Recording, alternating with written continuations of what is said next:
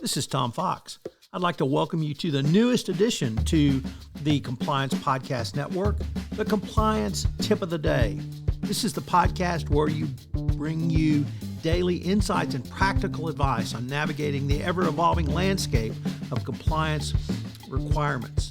Whether you're a seasoned compliance professional or just starting your journey, my aim in this podcast is to provide you with a bite-sized, actionable tip to help you stay on top of your compliance game. Join us as we explore the latest trends from the Department of Justice, share some best practices, demystify complex compliance issues to help keep your organization doing business ethically and in compliance, and at the end of the day, more profitably. Tune in daily for your dose of compliance wisdom. Let's make compliance a little less daunting, one tip at a time. Now a word from the sponsor of the Compliance Podcast Network, Ethico. If you're a compliance officer, middle managers are crucial in getting your programs from you to your frontline employees.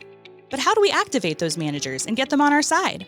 Ethico's new Middle Manager Toolkit equips you with the skills needed to empower your managers, to promote a culture where ethical behavior thrives and employees feel empowered to speak up. Learn how to turn frontline managers into ethical leaders with our new white paper, Empowering Middle Managers as Ethics Champions. And did I mention you can get the whole toolkit for free? Head to ethico.com to download the full toolkit today. Also, if you are looking for something new and different for the upcoming Compliance Week celebration in November, check out The Compliance Kids.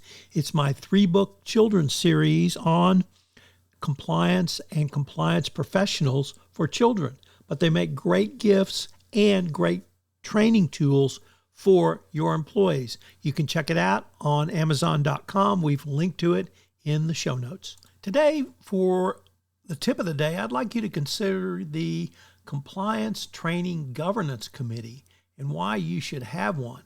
It's an issue not considered often enough by compliance professionals, yet a multinational organization subject to the FCPA faces many legal and regulatory risks, and often those risks are owned by silos and organizations that are outside of the compliance function.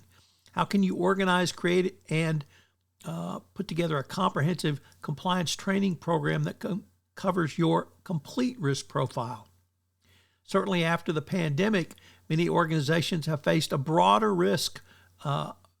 set of risks, which are typically owned across the organization. Consider compliance risk, fraud risk, reputational risk, financial accounting risk, discrimination risk, and a wide variety of others.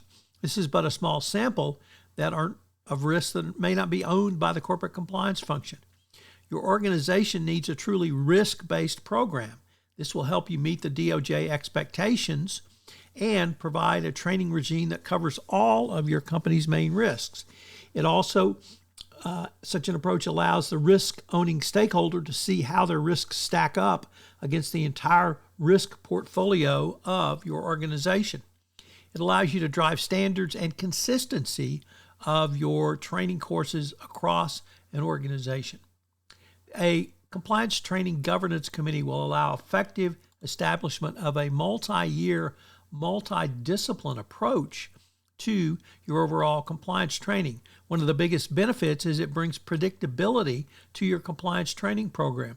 Every stakeholder from a risk-owning organization knows exactly when their function will have their course deployed over a multi-year calendar.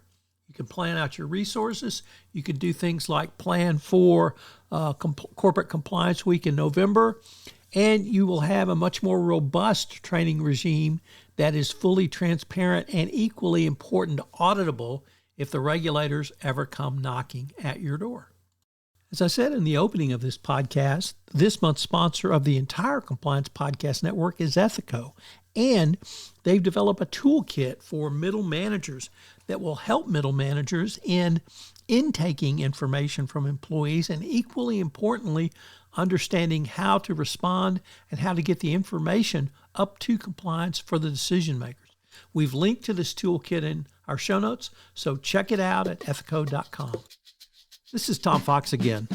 This new podcast, Compliance Tip of the Day, will appear daily, and frankly, it's one of the most requested topics for a podcast that I get on a regular basis. It's going to be short and sweet with one tip with some takeaways that you can utilize to implement into your compliance program.